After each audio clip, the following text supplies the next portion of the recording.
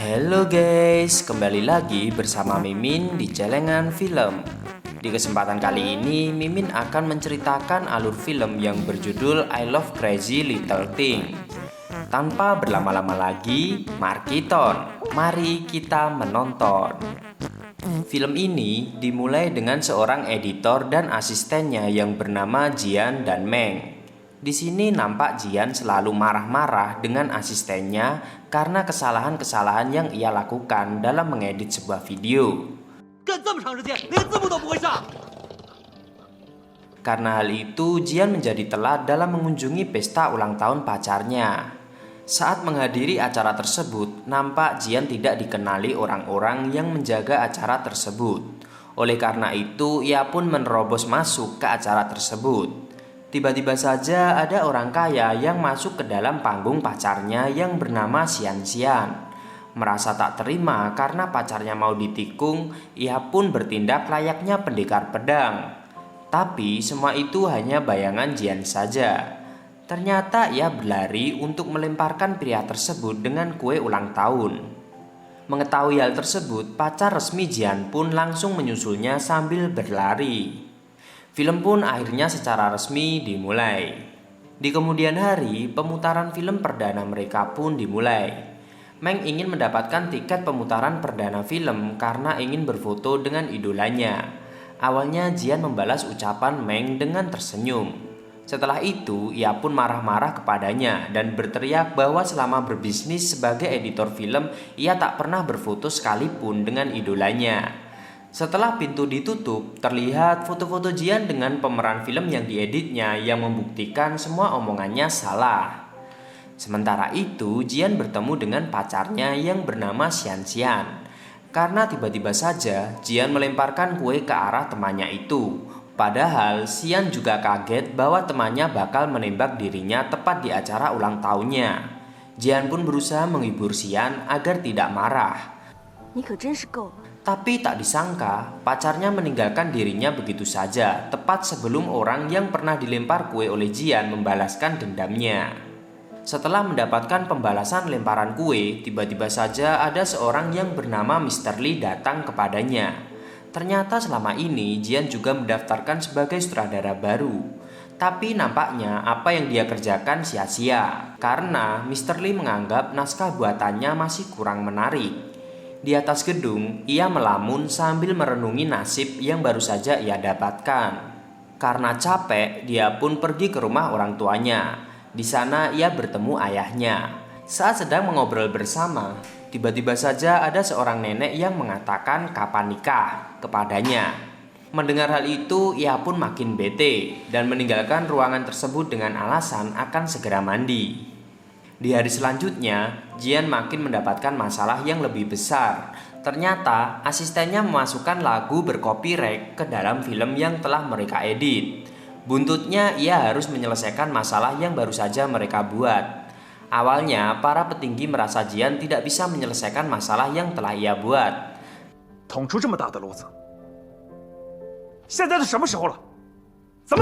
Tapi karena kemampuan ia menyelesaikan Rubik dengan cepat, mereka pun akhirnya menyuruh Jian untuk menyelesaikan masalah yang telah dibuatnya. Setelah itu Jian pun menginterogasi Meng. Setelah memarahi Meng berulang kali, ia pun bertemu dengan temannya untuk membahas hubungannya dengan sang kekasih. Ide yang diberikan temannya sangat nyeleneh, yaitu seperti adegan yang ada di film 50 Shades of Grey, dan memberikan ruangan khusus kepada Jian. Setelah itu, Jian pun langsung bermimpi sambil membayangkan bahwa pacarnya tersebut maniak dalam urusan mantap-mantap. Dan saat terbangun, Xian pun sangat kaget dengan apa yang telah Jian persiapkan untuknya. Bukannya membuat hubungan mereka membaik, apa yang telah dilakukan Jian malah memperburuk semua itu. Semua pesan yang ia tulis untuk Xian Xian hanya di-read saja dan membuat Jian makin frustasi. Setelah itu, Jian dan Meng pergi untuk menyelesaikan masalah tentang hak cipta musik di lampau hari. Tak disangka gedung yang ia masuki sekarang sudah beralih fungsi menjadi gedung pelarian. Karena hal itu, mereka pun terpaksa melewati rintangan agar bisa keluar dari ruangan tersebut. 哇塞，这么强啊！ Setelah beberapa lama mencoba, mereka pun akhirnya berhasil keluar dari sana. Setelah keluar, Jian sangat kesal karena Xian malah menulis status di sosial medianya, tapi saat ia telepon malah tidak dijawab. Tak sengaja Meng melihat tulisan di toko majalah bahwa Ouyang Xi, pria yang selama ini ia cari bersama Jian, menjadi seorang biksu di Alasan. Xin pun berganti ketika Jian pergi ke tempat orang yang ia lempar dengan kue saat ulang tahun Xian. Di sana ia mencari pacarnya. Ternyata orang itu telah menetapkan pekerjaan Xian ke Shanghai, sehingga Jian tidak bisa bertemu dengannya. Di sini Jian meminta pada orang itu selusin bir dan membuat dirinya mabuk. Banyak perdebatan di antara mereka tentang Xian dan kemarahan Jian. Adegan pun akhirnya berubah ketika mereka bertarung untuk membuktikan siapa yang jadi pemenang. Karena di sini Jian terkapar, tentu saja dia dianggap kalah.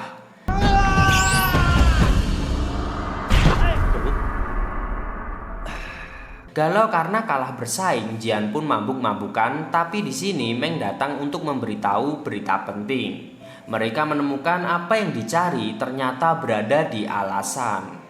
Sesampainya di bandara Alasan, mereka pun mencari tumpangan untuk menuju tempat kediaman Ouyang Xi yang berada di sebuah kuil. Awalnya Jian dimarahi karena membangunkan orang tanpa izin untuk menanyakan berapa ongkos untuk mengantarkannya ke tempat tujuannya. Karena tidak ada kendaraan lain, mereka pun akhirnya ikut kendaraan milik warga. Sial pun kembali mereka terima. Ban kendaraan yang mereka tumpangi gembos dan membuat mereka harus berjalan kaki. Setelah itu, mereka mendapatkan tumpangan lagi. Namun, pengemudi ini dianggap sangat barbar karena menerjang gurun yang mempunyai trek yang sangat ekstrim. Sampailah mereka ke tempat pemberhentian. Di sini mereka disuruh untuk menunggu sampai pengembala lewat di depan mereka, hingga nanti bisa ditumpangi oleh Jian dan Meng. Mereka pun akhirnya ditinggal begitu saja. Di malam hari, di tepi danau, mereka pun berdandan layaknya mau bangun tidur. Mereka berdua saling membicarakan bintang yang ada di langit, hingga tiba-tiba saja bintang terang jatuh di antara mereka. Ternyata itu bukan bintang, melainkan sebuah balon udara. Keberuntungan pun melanda Meng dan Jian. Penumpang balon udara itu mau mengantarkan mereka berdua menuju daerah yang mereka ingin tumpangi, yaitu kuil Shaoyue. Pagi pun tiba, balon udara pun segera diterbangkan. Balon udara ini seharusnya dikembangkan minimal 5 orang agar bisa mengembang sempurna. Tapi mau tak mau Meng dan Jian pun berusaha keras agar balon udara tersebut bisa terbang agar bisa menuju tempat yang mereka inginkan. Saat terbang, Meng menjatuhkan barang yang diberikan oleh pengemudi yang mengantarkannya ke gurun. Saat Jian berusaha mengambil barang tersebut, tiba-tiba saja angin pun bertiup kencang sehingga balon udara menjadi oleng. Melihat Jian yang ketinggalan balon, Meng pun melompat dari balon agar bisa bersama Jian menemukan seorang yang bernama Ouyang Xi. Perjalanan mereka menjadi semakin berat kembali karena harus menghadapi badai. Saat hampir selesai, mereka pun bertemu kawanan pengembala. Saat mereka dekati, ternyata kawanan tersebut merupakan rombongan yang lagi melakukan syuting film di gunung. Seperti yang dikatakan di awal film, Jian pun langsung menuju ke tempat artis utama untuk meminta fotonya. Tapi karena terlalu bersemangat, makanan yang baru saja ia punya sampai moncrot kemana-mana. Setelah itu Jian melihat mereka saat mengambil adegan-adegan dalam film. Karena terlihat kelelahan dan sutradara meremehkan mereka semua, akhirnya Jian pun marah-marah kepada sang sutradara. Bukannya mendapatkan apresiasi, mereka pun malah diusir dari tempat itu dan sampailah mereka ke kuil yang selama ini mereka cari. Ternyata selama ini tujuan Ouyang Xi adalah merekam doa-doa para biksu dan pergi begitu saja. 他最喜欢录我们永经的声音，不过他录完已经回去了。 Sesampainya di kantor, Jian harus dimarahi bosnya karena tidak tepat waktu mengurus kesalahan yang telah ia buat. Akhirnya bos pun mau tidak mau harus memecat Meng yang merupakan penyebab masalah tersebut. Jian pun akhirnya membela Meng dan berkata bahwa dirinya sajalah yang seharusnya dikeluarkan. Setelah mengemasi barangnya, ternyata masalah tersebut sudah diselesaikan oleh bosnya. Nasi sudah menjadi bubur dan Jian pun akhirnya dibebas tugaskan dari pekerjaannya sekarang dan akhirnya menjadi seorang pengangguran. Adegan pun berganti di mana Jian kembali ke rumah orang tuanya. Di sini ia melihat bahwa Ouyangxi pernah datang ke rumah orang tuanya untuk memperbaiki pensilnya. Jian kaget karena orang tuanya mempunyai informasi tersebut. Ia lebih kaget ketika ayahnya memiliki alamat rumah milik Ouyangxi, di mana dulu mereka harus repot-repot mencari Ouyangxi sampai ke penjuru dunia. Setelah itu, ia pun mengaku pada orang tuanya jika dia sudah berhenti dari pekerjaannya. Di sisi lain, Meng sedang menghadiri suatu perayaan premier artis yang baru saja mereka selesaikan proyeknya. Ia pun berusaha berfoto dengan sang artis sesuai dengan keinginannya seperti dulu.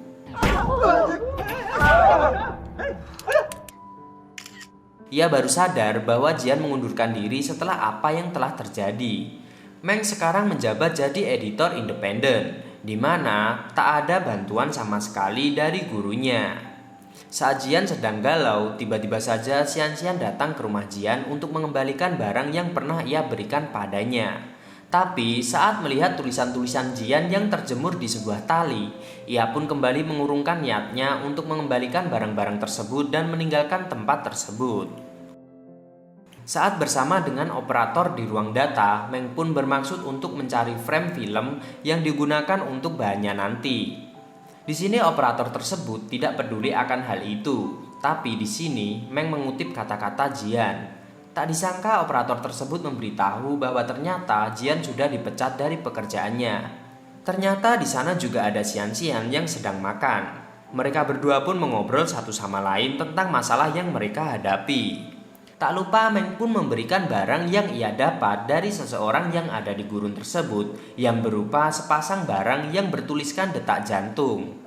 Setelah hal tersebut, Xian pun sadar dan ia pun mulai melihat bagaimana cerita yang terjadi dengan Jian untuk mendapatkan tanda tangan hak cipta Ouyangxi.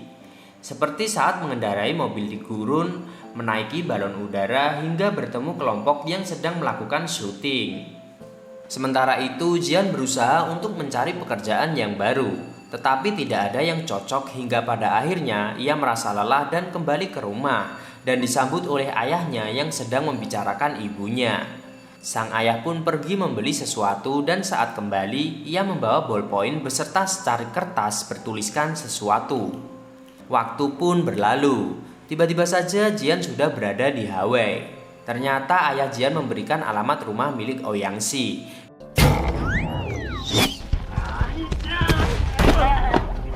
dan memberikan penanya agar mereka bisa bertemu.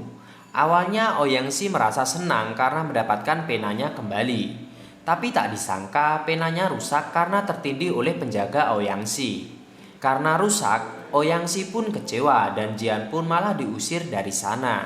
Jian pun tak patah arah. Ia pun berusaha meluluhkan Ouyangxi agar dirinya mau bertemu dengannya. Hingga pada akhirnya mereka pun bisa bertemu. Setelah membahas itu, mereka pun mengobrol sambil bermain jet ski. Walaupun Jian tercebur terus, ia pun akhirnya terus berusaha untuk menceritakan apa yang telah terjadi dan membuat Ouyangxi pun mengajaknya ke suatu tempat yang sangat indah. Mereka pun akhirnya menyelam bersama dan melakukan meditasi supaya hati Jian bisa mengarah ke hal yang benar. Di pagi hari, tak disangka tiba-tiba saja Xian pun datang untuk menemui Jian. Melihat Jian dan Xian bermesraan membuat Ouyangxi pergi meninggalkan mereka. 追啊！我没车。我有车。 Sementara itu Jian pun menyusul dengan menggunakan mobil milik Jian. Mereka berdua pun meminjam sepasang kuda dari seseorang. Di malam hari mereka diambil warga pedalaman sambil diberi untaian bunga.